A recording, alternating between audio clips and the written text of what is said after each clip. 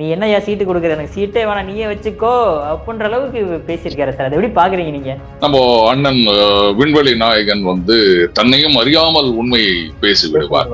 இந்த மானிவால பாத்தீங்கன்னா மொத்தமே 10 பேரோ 12 பேரோ தான் இருக்காங்க கட்சியில.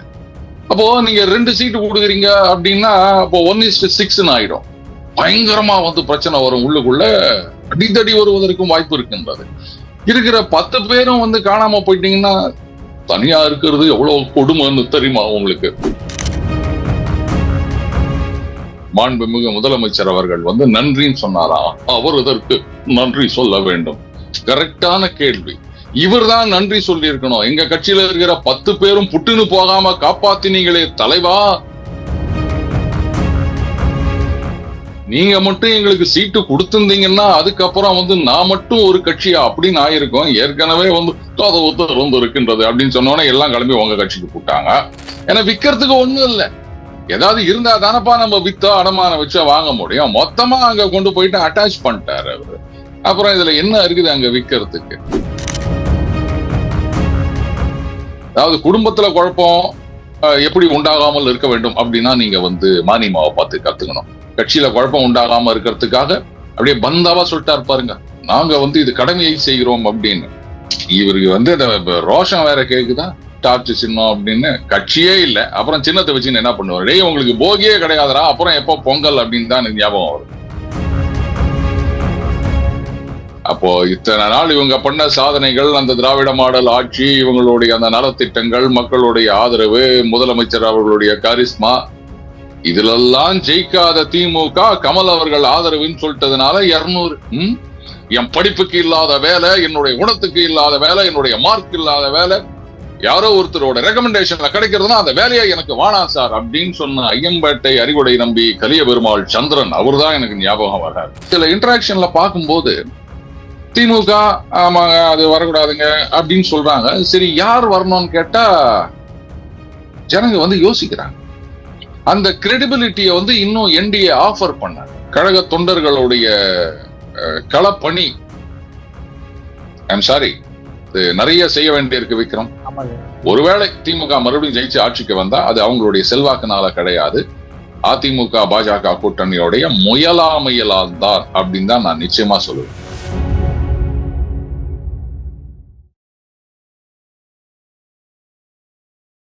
இளையபரத நேயர்களுக்கு வணக்கம். இன்னைக்கு நம்ம நேர்காணல நம்ம சிறப்பு விருந்தினர் நம்ம அரசியல் சாணக்கியர் நம்ம அருண் சார் நம்மளோட இணைஞ்சிருக்காரு. ஜூம் கால்ல தான் அதுவும். சார் வணக்கம் சார். வணக்கம் விக்ரம் ஐயா. தயவு செஞ்சு இந்த அரசியல் சாணக்கியர்னு மட்டும் சொல்லிடாத, நிறைய பேர் கழுவி ஊத்திட்டு இருக்காங்க. ஓ எதனால சார்? வாடா, நான் அதை சொல்ல விரும்பல, விட்டுரு. Okay sir. சார் அதே மாதிரி நீங்க ரொம்ப எதிர்பார்த்து நீங்க 2 சீட்டு தான் நம்ம அட்லீஸ்ட் சொல்லியிருந்தோம் சார் கமல் சார் அவர்களுக்கு. ஆனா அவருடைய தன்னம்பிக்கை, அவருடைய பொறுமை, அவருடைய எல்லா விஷயத்தையுமே அவர் பாராட்டலாம் சார். பாத்தீங்களா, நீ என்னையா சீட்டு கொடுக்குற, எனக்கு சீட்டே வேணாம், நீயே வச்சுக்கோ அப்படின்ற அளவுக்கு பேசியிருக்காரு சார். அதை எப்படி பாக்குறீங்க நீங்க? விக்ரம், அதுல நம்ம இன்னொன்னு சொல்லியிருந்தோம் இன்னொரு இன்டர்வியூல. அதாவது இங்க சீட்டு கொடுக்கறது பிரச்சனை. ஏன்னா திமுக அதிமுக இந்த கட்சிகள் எல்லாம் பாத்தீங்கன்னா ஒவ்வொரு தொகுதியிலையும் குறைந்தபட்சம் ஒரு 40,000 50,000 பேர் கட்சிக்காரங்க இருப்பாங்க. அதனால ஆர்ட்ஸ்னு பாத்தீங்கன்னா ஒரு சீட்டுக்கு 50,000 பேர் கணக்குன்னு பாத்தீங்கன்னா அப்படி இருக்கும். அதனால பெரிய இஷ்யூ வராது. எங்கேயாவது 1-2 இடத்துல வரும்னு வச்சுக்கோங்களேன். வேற இந்த மானிவால பாத்தீங்கன்னா மொத்தமே 10 பேரோ 12 பேரோ தான் இருக்காங்க கட்சியில. அப்போ நீங்க 2 சீட்டு கொடுக்குறீங்க அப்படின்னா அப்போ 1:6 ஆயிடும். பயங்கரமா பிரச்சனை வரும். உள்ளுக்குள்ள அடித்தடி வருவதற்கும் வாய்ப்பு இருக்கின்றது. இருக்கிற 10 பேரும் காணாம போயிட்டீங்கன்னா தனியா இருக்கிறது எவ்வளவு கொடுமைன்னு தெரியுமா உங்களுக்கு? அதனாலதான் ஒரு சீட்டை வேணான்னு சொல்லிட்டார் போல இருக்கு. அதுல இன்னொரு விஷயம், அதாவது சில நேரங்கள்ல எப்பவாவது ரொம்ப ரேரான அக்கேஷன்ஸ்ல நம்ம அண்ணன் விண்வெளி நாயகன் தன்னையும் அறியாமல் உண்மையை பேசி விடுவார். அதாவது இந்த மாதிரி நாங்க நிக்கல, இது தியாகம் அல்ல கடமை அப்படின்னா சொன்னப்போ மாண்புமிகு முதலமைச்சர் அவர்கள் நன்றின்னு சொன்னாராம். அவர் இதற்கு நன்றி சொல்ல வேண்டும். கரெக்டான கேள்வி. இவர் தான் நன்றி சொல்லி இருக்கணும். எங்க கட்சியில இருக்கிற 10 பேரும் புட்டுன்னு போகாம காப்பாத்தினீங்களே தலைவா, நீங்க மட்டும் எங்களுக்கு சீட்டு கொடுத்திருந்தீங்கன்னா அதுக்கப்புறம் நான் மட்டும் ஒரு கட்சியா அப்படின்னு ஆயிருக்கும். ஏற்கனவே இருக்கின்றது அப்படின்னு சொன்னோன்னே எல்லாம் கிளம்பி உங்க கட்சிக்கு போட்டாங்க. இதுல நீங்க வேற 2 சீட்டு கொடுத்திருந்தீங்கன்னா இந்த குழப்பத்துல மிச்சம் மீதி இருக்க இந்த 2 சீட்டு யாருக்கு கொடுத்தாங்களோ அவங்க தவிர 8 பேரும் கட்சியில போயிட்டாங்கன்னா 3 பேரு. ஒரு சொசைட்டி ஆரம்பிக்கணும், ரெஜிஸ்டர் பண்ணணும்னா கூட 7 பேர் வேணும் மினிமம். ஆனா கட்சிக்கு அதெல்லாம் கிடையாது. சும்மா ஒரு லெட்டர் பேடு போதும். அந்த ஒரு மிகப்பெரிய ஆபத்திலிருந்து என்னை காப்பாற்றிய முதலமைச்சருக்கு நான் அல்லவா நன்றி சொல்ல வேண்டும். ஆனால் அவர் நன்றி சொல்கையிலே என்ன தொழுக்கிறது அப்படின்ற மாதிரிதான் அவர் பேசியிருக்கணும். அது கரெக்டா கேட்டிருக்காரு. அவர் எதற்கு நன்றி சொல்லணும் அப்படின்னு. இவர் தான் கோடானு கோடி நன்றிகள் சொல்லி இருக்க வேண்டும். ஆனா இதுக்கு எனக்கு என்ன ஞாபகம் வருதுன்னா, இதுக்கு எதுக்கு வெள்ளையும் சொல்லியமா போட்டீங்க அப்படின்னு அது வடிவேலு காமெடியா ஏதோ ஒண்ணு கேட்பாங்கல்ல, அந்த மாதிரிதான் எனக்கு ஞாபகம் வருது. இது ஒரு கட்சி, நாம அன்னைக்கே சொல்லி ஞாபகம் இருக்கா, ஒரு எம்பி சீட்டு வாங்குறதுக்கே மான மரியாதை எல்லாத்தையும் விட்டுட்டு தான் சீட்டு வாங்கணும். இதுல ஒண்ணு எம்எல்ஏ சீட்டு வேணும்னா என்னத்த பண்றதுன்னு கேட்டிருந்தோம். ஏன்னா விக்கிறதுக்கு ஒண்ணும் இல்ல. ஏதாவது இருந்தா தானப்பா நம்ம வித்தோ அடமானம் வச்சோ வாங்க முடியும். மொத்தமா அங்க கொண்டு போயிட்டு அட்டாச் பண்ணிட்டாரு அவரு. அப்புறம் இதுல என்ன இருக்குது அங்க விக்கிறதுக்கு? அதே மாதிரி அவர் ஏற்கனவே சொன்னாரு பாரு, எம்எல்ஏ சீட்டுக்கு ஆசைப்பட்டு யாரும் என் பின்னாடி வராதிங்க.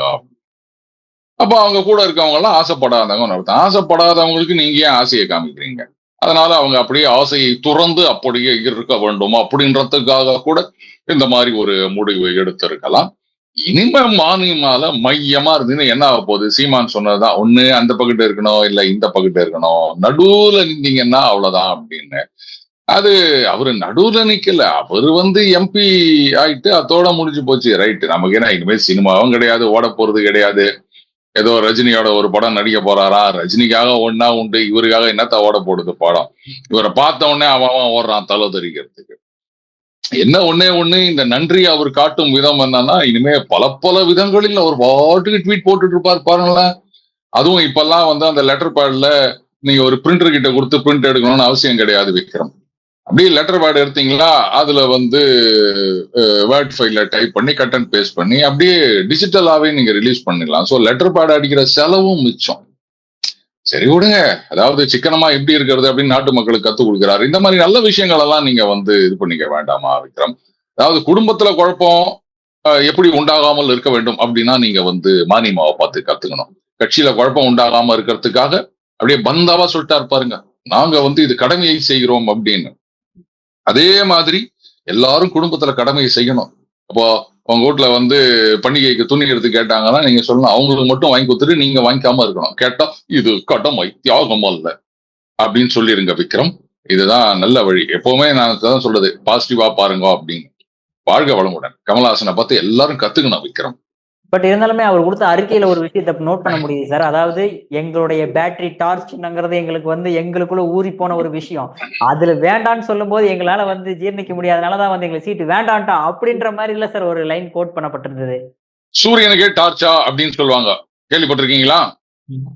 இன்னைக்கு சூரியன் அப்படியே உச்சி வெயில்ல எரியும் போது அந்த டார்ச்சை வச்சு என்ன பண்றது விக்ரம்? யூஸ்லெஸ். அது நீங்க பாட்டுக்கு வரும் வரும் வரும், சூரியன் மறையவே இல்லை, சந்திரன் வரவே இல்லை, ராத்திரி வரவே இல்லை அப்படின்னும் போது டார்ச்சை வச்சு நீங்க என்ன பண்ணுவீங்க? அதனால உபயோகம் இல்லாத டார்ச், அது அவர் புரிஞ்சுக்கணும். யூஸ்லெஸ் ப்ராடக்ட்ஸை வச்சுக்காதீங்க.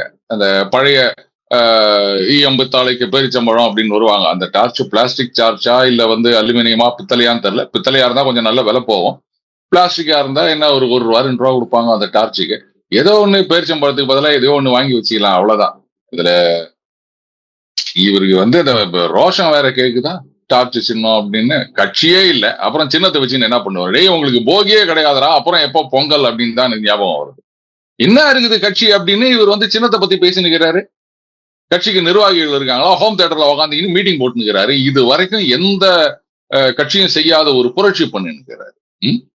சாதாரண கட்சி, இப்ப தாவாக எடுத்துக்காங்க, அவங்க அந்த ஒரு சீட்டு அப்படின்னு சொல்லுவாங்க, ரைட். அவங்க கூட பாத்தீங்கன்னா இவ்வளவு நிர்வாகிகள் அவங்கள கலந்து பேசி முடிவெடுத்தோம் அப்படி இப்படின்னு பேசுறாங்க. இவருக்கு எங்க போச்சு? உடனே சார் அவருக்கு அந்த ரோஷம் சூடு சொரணை எல்லாம் இல்லையானா இப்ப போய் கேக்குறீங்க நீங்க? அதைத்தான் நம்ம என்னைக்கோ பார்த்துட்டோமே.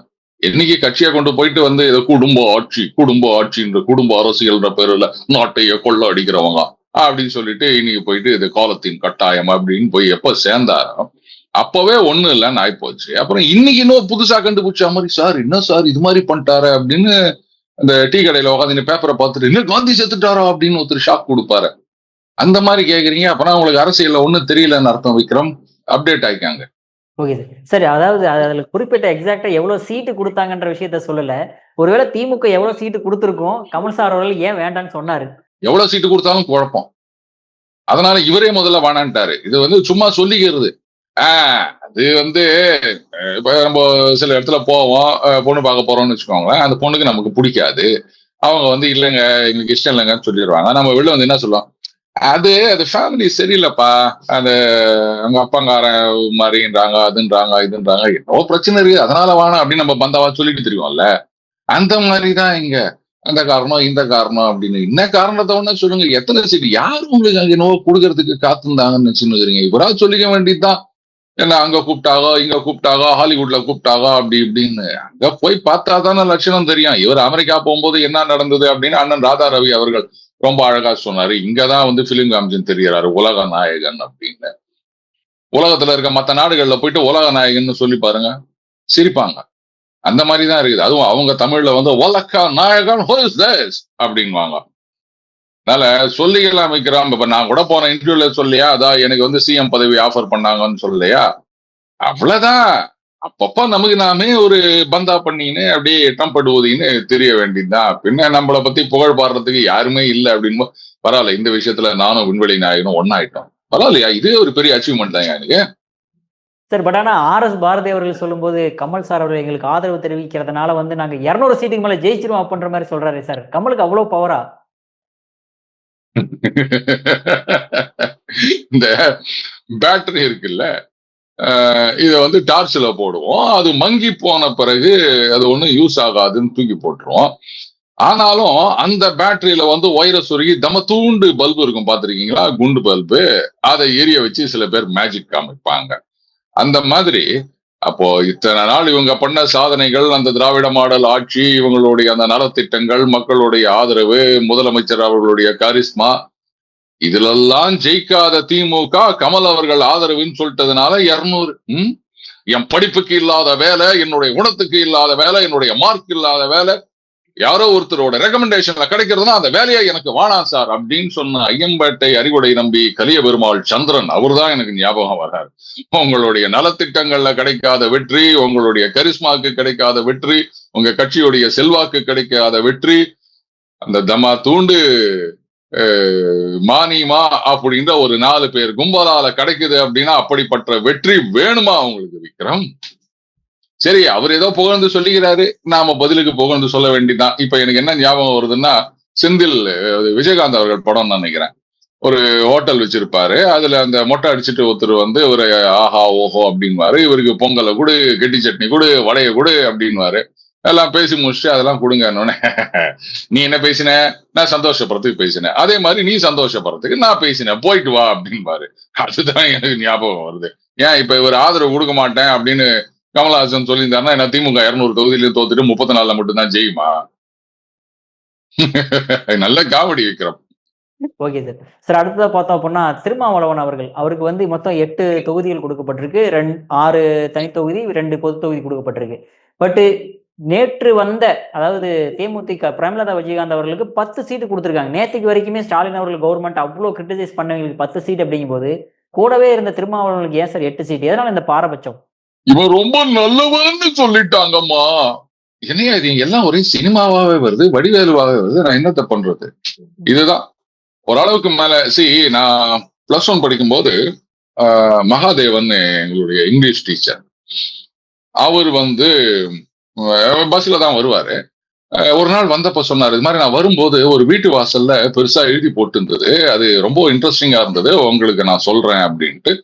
B good, do good, but don't be too good, my 50 years எக்ஸ்பீரியன்ஸ்னு யாரோ ஒரு வீட்டு வாசல் எழுதி போட்டு இருந்தது. அப்புறம் தான் நான் யோசிச்சு பார்த்தேன், நல்லவனாக இருங்கள், நல்லதை செய்யுங்கள், ஆனா ரொம்ப நல்லவனா இருந்துடாதீங்க, என்னுடைய 50 வருட அனுபவம் அப்படின்னா கரெக்ட். அதத்தான் வடிவேல் அந்த ஒரே வார்த்தையில சொல்லிட்டார், இவன் ரொம்ப நல்லவன்னு சொல்லிட்டாங்கன்னு. அந்த மாதிரி இவங்க வந்து பயங்கரமா முட்டு கொடுத்துட்டே இருந்தாங்க. எந்தெந்த இடத்துல குரலை கொடுக்க வேண்டுமோ அங்கெல்லாம் கொடுக்கறதே கிடையாது. கேட்டா கூட்டணி தர்மம் கூட்டணி தர்மம்னு. இதுல அவர் பண்ண மிகப்பெரிய தப்பு என்னன்னா, தாவேகா அந்த இதுல கூட்டணி அப்படின்னு சொல்லும் போது தீபாவளி ஆஃபர் அப்படின்னு உடனடியா அதை வந்து ஒதுக்கி தள்ளினார். இதுதான் பர்னிங் த பிரிட்ஜஸ் அப்படின்னு சொல்றது. ஆப்ஷன்ஸ் ஓப்பன் இல்லை அப்படின்னா இப்படித்தான் ஆகும். அதனாலதான் அதுவும் இப்ப வந்து கிட்டத்தட்ட எல்லாமே செட்டில் ஆயிடுச்சுங்க. எப்ப அதிமுக பாஜக கூட்டணி உருவாகி விட்டதோ அப்பவே வந்து இந்த திமுக இருக்க கூட்டணி கட்சிகளுக்கு எல்லாம் வேற இடமே கிடையாதுன்றது தெரிஞ்சு போச்சு. அதுவும் இப்ப தாவேகா எலெக்ஷன்ல போட்டி போடுவாங்களான்னு தெரியல. அவர் வந்து வளகாப்பு காது குத்து இப்படியே சுத்தி நிற்கிறாரே தவிர அரசியல்னு ஒண்ணு இருக்குது, எலெக்ஷன் ஒண்ணு அனௌன்ஸ் பண்ணிட்டாங்க அப்படின்றத பத்தி அவர் கவலைப்பட்டதா தெரியல.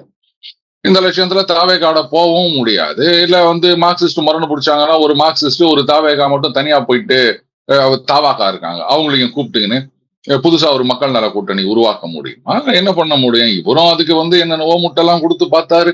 இந்த சமூக நீதி சமூக கட்டமைப்பு என்னங்க பேசுறீங்க? இது 100 வருஷத்துக்கு மேல நீதி கட்சி வரலாறு, இது சமூக நீதி மண், பெரியார் மண், நாங்க வந்து சனாதனத்தை வந்து வேறொருப்போம், இங்கு வந்து பாசிச சக்திகள் சனாதன சக்திகள் கால் ஊன்ற முடியாது அப்படி இப்படின்லாம் சொல்லிவிட்டு இன்னும் வந்து சமூக நீதி அந்த சமூக கட்டமைப்பு இப்படியே சொல்லிட்டு இருந்தாருன்னா என்ன பண்ண முடியும்? அவர் என்ன சொல்றாரு திருமாவர்கள், இந்த மாதிரி வந்து பாசிச சக்திகள் இங்க வந்துடக்கூடாது. ரைட்டு. அப்போ பாண்டே அவர்கள் நல்லா கேட்டாரு, சரிங்க இந்த மாதிரி வந்து கூட்டணி ஆட்சின்னா அப்படி சொல்றீங்க, ஒருவேளை நீங்க சொல்ற மாதிரி அதாவது கூட்டணி ஆட்சி ஸ்டேபிளா இருக்காது அப்படின்ற மாதிரி ஒரு கருத்து சொன்னார் திருமாவர்கள். பாண்டே அவர்களும் கேட்டாரு. இப்ப நானும் அதைத்தான் கேட்கிறேன். கூட்டணி ஆட்சி ஸ்டேபிளா இருக்காதுன்னு நீங்க எப்படி சொல்றீங்க? கூட்டணியில இருக்க போறது யாரு? நீங்க. ஒருவேளை திமுக வந்து மைனாரிட்டியாக இருக்கிறது, இவங்களுடைய தயவுல தான் ஆட்சி அமைக்கணும்னு சொன்னா யாரு? காங்கிரஸ், அதுக்கப்புறமா கம்யூனிஸ்டுகள், விசிக, தேமுதிக, இவங்க தானே. தேமுதிகவாவது இன்னைக்கு வந்தவங்க. நீங்கெல்லாம் வந்து சமூக நீதிக்காகவே போராடுகின்றவர்கள்ல. அப்படி இருக்கச்ச நீங்க கூட்டணியில சேர்ந்தீங்கன்னா எப்படி அந்த கவர்மெண்ட் ஸ்டேபிள் இல்லாம இருக்க முடியும்? அப்ப உங்களுக்கே உங்க மேல நம்பிக்கை இல்லையா? இதுதான் முன்னுக்கு பின் முரணாக பேசுகின்றது அப்படின்றது. கூட்டணி ஆட்சி எப்போ சாத்தியமாகும் அப்படின்னா திமுக அதிமுக இந்த இருபெரும் கட்சிகள் பலகீனம் அடைந்தால் மட்டுமே கூட்டணி ஆட்சி சாத்தியமாகும் திருமாவர்கள் ஒரு தடவை விளக்கம் கொடுத்திருக்காரு. இன்னைக்கு அதிமுக பலகீனம் அடைந்திருக்கின்றது. இந்த சென்ஸ் கூட்டணி இல்லாம இனிமே அவங்க ஜெயிக்க முடியாதுன்ற நிலைமை. ஏன்னா தனியாரிந்து ஜெயிச்சு காட்டின அதிமுக இன்றைக்கு இல்லை, அதை எல்லாரும் ஒத்துக்கிட்டு தான் ஆகணும். திமுக என்னைக்குமே கூட்டணி இல்லாம ஜெயிக்க முடியாது. அப்போ அவங்க இன்னும் பலகீனப்படுகின்றார்கள். கூட்டணி இருந்தா கூட அந்த மைனாரிட்டி தான் வரும் அப்படின்ற ஒரு நிலைமையில இதுதானே இவங்களுக்கு வந்து ஒரு அருமையான ஆப்பர்ச்சுனிட்டி. கடைசி மனிதனுக்கும் அதிகாரம், சாதாரண மனிதனுக்கும் ஜனநாயகம் அப்படின்னு வார்த்தையில சொன்னா மட்டும் போதாது, செவுத்துல வந்து எழுதி வச்சா மட்டும் போதாதுங்க. அதற்கான வாய்ப்புகள் வரும்போது அதை பயன்படுத்தி கொள்ள வேண்டும். ஏதோ எங்களுக்கு வந்து எம்பி சீட்டு கட்சி தான், எங்களுக்கு வந்து எம்எல்ஏ சீட்டு கட்சி தான் போதும், மற்றபடி கட்சியாக வேலை செய்யறவங்க கேடு கெட்டு போனா எனக்கு என்ன அப்படின்னா அத்தனை பேரும் டேக் டைவர்ஷன் தாவேகா பக்கம் போவான். இதுதான் வந்து நடக்க போகுது. இப்படி வந்து நீங்க நம்பி வந்தவங்க மானியமா ஒண்ணு இல்லாம போயிடுச்சு, எல்லாம் ஏற்கனவே போயிட்டாங்க. அநேகமா இந்த தேர்தலுக்கு பிறகு வந்து அந்த வரிசையில அண்ணன் திருமாவர்கள் சேர்ந்துருவாரோன்னு நினைக்கிறேன். Okay sir. சார் அதே மாதிரி பிரேமலதா விஜயகாந்த் அவர்கள் வந்து பிரஸ் மீட் கொடுக்கும்போது சொல்றாங்க, நாங்க லேட்டா வந்தாலும் லேட்டஸ்டா வந்திருக்கோம் அப்படின்ற மாதிரி. அதாவது 0.4% ஓட்டு வாங்கி வச்சிருக்கக்கூடிய அவங்களுக்கு வந்து 10 சீட்டு கொடுக்குற அளவுக்கு திமுகவுக்கு என்ன சார் நிர்பந்தம் அவங்களுக்கு? அதாவது காங்கிரஸ் போயிடுச்சுன்னா என்ன பண்றது அப்படின்ற ஒரு பயத்தினால அவங்க தேமுதிகவை உள்ள சேர்த்தாங்க. மற்றபடி தேமுதிகவை சேர்த்திருக்க வேண்டிய அவசியமே கிடையாது. அவங்களால எந்த விதமான வேல்யூ அடிஷனும் இல்லைன்றது தெரியும். அந்த நேரத்துல அவங்க சேர்த்துட்டாங்க. இப்ப கூட பாத்தீங்கன்னா தேமுதிக காங்கிரஸ் உறுதியாகி விட்டது இல்லையா? அதனால இது வரங்க அவங்க போயிடுவாங்களான்னு நினைச்சு இதெல்லாம் ஓப்பனா சொல்ல முடியாது. பட் ஸ்டில் இனிமேலாம் வந்து அவ்வளவு கொடுக்க முடியாது. ஏன்னா கம்யூனிஸ்டுகளே 5 தான் வாங்கியிருக்காங்க. அதனால அவங்களுக்கு எல்லாம் 10 கொடுத்தா அவங்க கம்யூனிஸ்ட் போன தடவை எத்தனை தொகுதியில போட்டிக்கிட்டு எவ்வளவு ஓட்டு வாங்கினாங்க, நீங்க எத்தனை தொகுதியில போட்டிக்கிட்டு எவ்வளவு கம்மியா ஓட்டு வாங்கினாங்கிறது எல்லாருக்குமே தெரியும். அதனால அது ஒத்துக்க மாட்டாங்க. 5 கொடுக்குறோம் இல்ல 4 கொடுக்குறோம் அப்படின்னு சொல்லி இருக்கலாம். ஆனா இங்கேயும் அந்த பெர்செப்ஷன்றது ஒண்ணு இருக்கு. இவங்க எம்பி சீட்டையும் வாங்கிக்கினாங்க. இப்ப வந்து இதெல்லாம் எனக்கு ஒத்து வராது. ஏன்னா அவங்கள பொறுத்த வரைக்கும் they have got nothing to lose. அவங்களுடைய தம்பி அவர்களுக்கு எம்பி சீட் கிடைச்சாச்சு. இனிமே வந்து அடுத்த 6 வருஷத்துக்கு கவலை இல்லை. அதனால அவங்க வெளில போயிட்டு என்ன இப்ப நீங்க ஒரு 5 சீட்டு கொடுக்குறீங்க 6 சீட்டு கொடுக்குறீங்கன்னா ஏதோ 5 பேரை எம்எல்ஏ ஆக்கிறதுக்காகவா நாங்க கஷ்டப்பட்டு கட்சியை வச்சுன்னு இருக்கிறோம். எங்க தம்பி எங்க பசங்க இவங்களுக்கு ஏதாவது பதவி கிடைக்குமா தான் பார்த்துன்னு இருக்கிறோம். அதனால எனக்கு தேவையில்லை, நாங்க வெளில போறோம், தனியா நிக்கிறோம். இல்லாட்டதோ அங்க வந்து ஒரு மாபெரும் வெற்றி கூட்டணி அமைந்திருக்கின்றது. அதை பத்தி நீங்க யாருமே பேச மாட்டேன்றீங்களே விக்ரம். அவங்க வேற சொல்லியிருக்காங்க எங்க கூட்டணிக்கு வரவங்க எல்லாம் எங்க 2 பேரையும் கலந்து ஆலோசனை செய்யலாம் அப்படின்னு. ஐயா ராமதாஸ் அவர்களும் வந்து சின்னம்மா சசிகலா அவர்களும். அப்போ அந்த கூட்டணியில போய் சேர்ந்துட்டாங்கன்னு சொன்னா ஏற்கனவே வந்து 2 மாபெரும் கட்சிகள் இருக்கு. அதுல 3வது மாபெரும் கட்சி போய் சேர்ந்தது அப்படின்னு சொன்னா ஒரு முனை போட்டி தான் இங்க ஆயிருக்கும். சோ அந்த மாதிரி ஒரு விபரீதம் நடந்துடக்கூடாதே. இந்த நேரத்துல தேமுதிக வெளில போச்சுன்னா பெர்செப்ஷன் திமுக வந்து ஒரு லூசிங் பார்ட்டி, அதனால வந்து வெளில போறாங்கன்ற மாதிரி ஒரு இம்ப்ரெஷனை கிரியேட் பண்ணிடும். அதனால தான் வந்து தேமுதிகவுக்கு 10 சீட்டு கொடுத்துருக்காங்கன்னு நான் நினைக்கிறேன். இப்ப கேட்கலாம் சார், அப்போ தேமுதிகவால எந்த பிரயோஜனமும் இல்ல, அவங்களே வெளில போயிட்டா என்ன பண்றதுன்னு 10 சீட்டு கொடுக்கும்போது விசிக அவங்க எல்லாம் வெளில போக மாட்டாங்க. என்னதான் நீங்க பண்ணாலும் அவங்க வெளியில போகிறதுக்கு தயாராக இல்லை. எங்களுக்கு எம்பி சீட்டு கட்சி முடிஞ்சு போச்சு, அவ்வளவுதான். அதனால அவங்களுக்கு நல்லா தெரியும் இவங்க போக மாட்டாங்க, இவங்க போவாங்க. அதனால அவங்களுக்கு நிறைய கூட அழற புள்ளதான் பால் குடிக்கும் அப்படின்னு கிராமத்துல ஒரு பழமொழி சொல்லுவாங்கல்ல, அந்த மாதிரி இவங்க ஆழ மாட்டாங்க. அதனால அவங்களுக்கு ஒண்ணும் இல்லை. அவங்க வெளில போயிட்டாங்கன்னா என்ன பண்றது, கடைசி நேரத்துல வந்து பெர்செப்ஷன் அடி வாங்கிற போதே அப்படின்னு அவங்களுக்கு 10 கொடுத்துருக்காங்க. இதுல இருந்தே தெரியலையா அவங்களுக்கு? Okay sir. சார் அடுத்ததா நம்ம இந்த அதிமுக அண்ட் கூட்டணி அதுல வந்து சீட் ஷேரிங்லாம் நிறையெல்லாம் கிட்டத்தட்ட முடிஞ்சிருச்சு சார். அதை எப்படி பாக்குறீங்க? ஏன்னா பாஜகவுக்கு 27, நீங்க ஏற்கனவே சொல்லியிருந்தீங்க 40, 45 அப்படின்ட்டு 27 கொடுத்துருக்காங்களே, ஓகேவா சார் அது பாஜகவுக்கு? அவங்க ஓகேன்னு சொல்லிட்டு தானே கழுத்து போட்டு வந்துக்கிறாங்க. சரி, நாம வந்து ஒரு கணக்கு சொல்லலாம், இது மாதிரி இப்படி இருந்தா நல்லா இருக்கும், அப்படி இருந்தா நல்லா இருக்கும்னு சொல்லலாம். ஈவன் மேட்ச் ஆரம்பிக்கிறதுக்கு முன்னாடி இந்த கிரவுண்ட்ல வந்து ஒரு 200, 210 அடிச்சா அது பார் ஸ்கோர் அப்படின்னு சொல்லலாம். அதுக்காக அவங்க அடிக்கலன்னா போயிட்டு நம்ம சொக்காய் பூச்சி கேட்க முடியுமா? மாதிரி வந்து ஒரு 40ன்றது கொஞ்சம் மரியாதையா இருக்கும் அப்படின்னு நம்ம சொல்லியிருந்தோம். அவங்க அதை கேட்கணும்லாம் அவசியம் கிடையாது. அவங்க வந்து எங்களுக்கு 27 பெரிய மரியாதை அப்படின்னு நினைச்சிட்டாங்க. அதுக்கேற்ற மாதிரி வேலை செய்யணும். அதுதான் முக்கியம். கிரவுண்ட் லெவல்ல என்ன நடக்குதுன்னே தெரியல விக்ரம். நிஜமாகவே திமுக தரப்புல வந்து இவ்வளோ சாதனைகள் செல்வாக்கு அப்படின்னு சொல்லிட்டு இருந்தாலுமே அவங்க கொஞ்சம் பயத்தோட தான் இந்த தேர்தலை அணுகுகின்றார்கள். ஆனா இவ்வளவு பெரிய ஒரு ஆப்பர்ச்சுனிட்டி இருக்கு. சொல்ல போனா இந்த ஆன்டி இன்கம்பன்சி அப்படின்றது வந்து ஸ்லோவா அப்படியே பெருகி கொண்டு வருகின்றது. ஆனா இதை எக்ஸ்ப்ளாய்ட் பண்ற இடத்துல என்டிஏ இல்ல. அதை பண்ணணும்னு கூட அவங்க நினைக்கிறது இல்ல போல இருக்கு விக்ரம். நிஜமா சில இன்டராக்ஷன்ல பார்க்கும்போது திமுக ஆமாங்க அது வரக்கூடாதுங்க அப்படின்னு சொல்றாங்க. சரி, யார் வரணும்னு கேட்டா ஜனங்க வந்து யோசிக்கிறாங்க. அந்த கிரெடிபிலிட்டியை வந்து இன்னும் என்டிஏ ஆஃபர் பண்ணாங்க. என்னதான் பண்ணிட்டு இருக்காங்க தெரியல. சில விஷயங்கள்லாம் கேள்விப்படும் போது இவங்கெல்லாம் இத்தனை வருஷம் ஆட்சியில இருந்த கட்சியா அப்படின்னு ஆச்சரியமா இருக்குது. என்னதான் பண்ணிட்டு இருக்கீங்க நீங்க? அந்த கழக தொண்டர்களுடைய களப்பணி, ஐம் சாரி, நிறைய செய்ய வேண்டியிருக்கு விக்ரம். ஒருவேளை திமுக மறுபடியும் ஜெயிச்சு ஆட்சிக்கு வந்தா அது அவங்களுடைய செல்வாக்குனால கிடையாது, அதிமுக பாஜக கூட்டணியோடைய முயலாமையலால் தான் அப்படின்னு தான் நான் நிச்சயமா சொல்லுவேன். Okay sir. சார் அதே மாதிரி இப்ப நம்ம இந்த அமமுகவுக்கு 11 சீட்டு கொடுத்ததாகட்டும், இப்போ அதே மாதிரி பாமகவுக்கு 18 சீட்டு, அது போக இப்ப சின்ன சின்ன கட்சிகள் இந்த நம்ம ஜான் பாண்டியன் அவர்களுக்கு ஒரு சீட்டு, அதே மாதிரி திருமாரன்ஜி அவர்களுக்கு ஒரு சீட்டு, இது எல்லாமே கரெக்டா கணக்கிட்டப்பட்டு அதிமுக வந்து கரெக்டா பிளே பண்ணாங்களா என்ன அவங்க? சரி, இங்க வந்து பாஜக டோட்டலா அவங்க கிட்ட விட்டுட்டாங்க. நீங்க தான் கூட்டணிக்கு தலைமை, நீங்க முடிவு பண்ணுங்க அப்படின்னு சொல்லிட்டாங்க. நீங்க எல்லாம் சொல்லியிருந்தாங்க அது வந்து அதிமுக டெல்லிக்கு அடிமையாகி விட்டது. அப்படி இல்லை. ஒரு விதத்துல சொல்ல போனா பாஜக வந்து சில காரணங்களுக்காக ரைட் அதிமுக நம்ம முழு அதிகாரத்தை கொடுத்து விடுவோம் அப்படின்னு முடிவு பண்ணிட்டாங்க. இதுல அமமுக 11 சீட்டு கொடுத்தது அப்படின்றத கூட வந்து நான் ஒரு பெரிய ஸ்ட்ராட்டஜியா தான் பாக்குறேன். ஏன்னா இந்த சசிகலா ஃபேக்டர்னு சொல்லுவாங்க, அதெல்லாம் ஒரு ஃபேக்டரே கிடையாதுன்றதான் என்னுடைய கருத்து. பட் அந்த ஃபேக்டரை முறியடிப்பதற்கு இன்னைக்கு அமமுகவுக்கு 11 சீட்டு கொடுத்திருக்காங்க, பரவாயில்லப்பா அவருக்கு ஒரு நல்ல ரெகக்னிஷன் கொடுத்திருக்காங்க அப்படின்னு. அப்படி ஒரு ஃபேக்டர் இருந்தது அப்படின்னா கூட அதை வந்து தவிடுபொடி ஆக்கக்கூடியது இந்த 11 சீட் அப்படின்றது. இதுல இன்னொன்னு சொல்லியிருந்தாங்க, அந்த மற்ற கட்சிகள்லாம் வந்து தாமரை சின்னத்தில் போட்டியிடும். என்ன கேட்டா அதெல்லாம் அதிமுக சின்னத்துல போட்டியிட வச்சிடலாம் அப்படின்னு நினைக்கிறேன். ஏன்னா கொடுத்த சீட்டுகள் நாளைக்கு வந்து பாஜகவை பொறுத்த வரைக்கும் 27 கொடுத்தாங்களா, உங்களுக்கு கொடுத்த 27 நீங்க வந்து போன தடவை 4, இந்த தடவை வந்து ஒரு 20, 25 அப்படின்னு நீங்க வேலை பாருங்க. அப்பதான் உங்களுடைய ஸ்ட்ரைக் ரேட் என்னன்றதை காமிக்க முடியும். அதுக்கப்புறம் ஸ்டாட்டிஸ்டிக்ஸ் வரும்போது பாருங்க, அதுல வந்து இது இவரு அது அவரு அப்படின்லாம் சொல்லிட்டு இருக்க முடியாது. அதனால நீங்க எல்லாம் ரெட்டையில இருந்துருங்கப்பா, எங்களை விட்டுருங்க அப்படின்னு சொல்லிட்டு அந்த 27 எவ்வளவு தூக்க முடியும் அப்படின்றத பார்க்கணும். அதுக்காகவாது வேலை செய்யுங்கப்பா. திமுகவே வருத்தப்பட்டுறாங்க, என்னப்பா எதிர்க்க யாருமே வந்து பவுலிங்கே போட மாட்டேங்கிறாங்க, நாங்க எப்ப ஆடுறது அடிக்கிறது அப்படின்னு அந்த லட்சத்துல இருக்கிறாங்க இவங்க. சார் இப்போ அண்ணாமலை அவர்கள் போட்டியிடுவாரா? எந்த தொகுதியில போட்டியிடுவார் மாதிரி உங்களோட கணிப்பு? சரி, நான் ஆரம்பத்திலும் சொல்லிட்டு இருக்கேன், அவர் வந்து இந்த தேர்தலில் போட்டியிட வேண்டாம் அப்படின்னு. அவரை வந்து பாஜக அவங்க வேட்பாளர்கள் இருக்கிற எல்லா தொகுதிகளிலும் கடுமையான பிரச்சாரத்துக்கு யூஸ் பண்ணிக்கணும். அதிமுக ரைட்டு, அவரு வந்தா நல்லா இருக்கும் அப்படின்னு நினைச்சாங்கன்னா கூட்டுட்டு போட்டோம், இல்லைன்னா வேண்டாம். பாஜக தொகுதிகளை கான்சென்ட்ரேட் பண்ணணும். அதனால அவர் ஒரு தொகுதியில கட்டி போடுவதுன்றது எனக்கு இஷ்டம் இல்லை.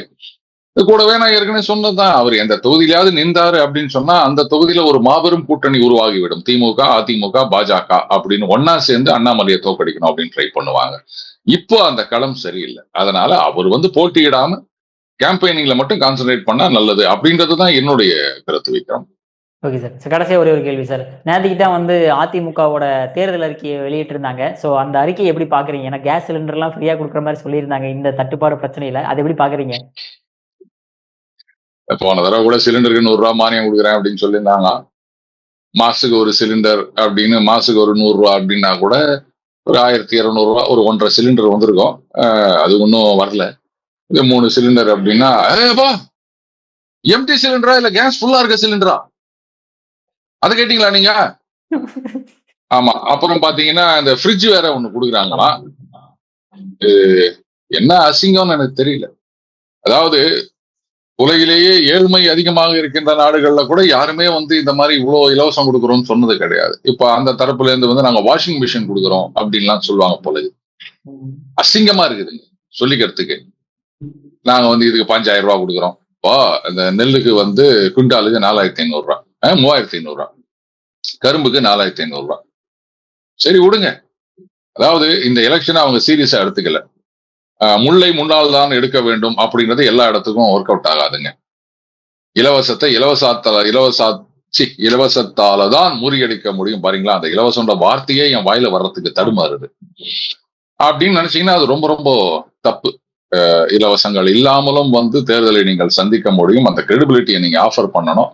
ஆனா இவங்களும் வந்து இல்ல இதுதான் ஒரே வழி அப்படின்னு நினைச்சாங்கன்னா தேர்தல் முடிவுகள் தான் வந்து உண்மை என்ன அப்படின்றத உலகத்துக்கு தெரிவிக்கும். நாமும் அன்னைக்கு படிச்சுக்கலாம் விக்ரம். Okay sir.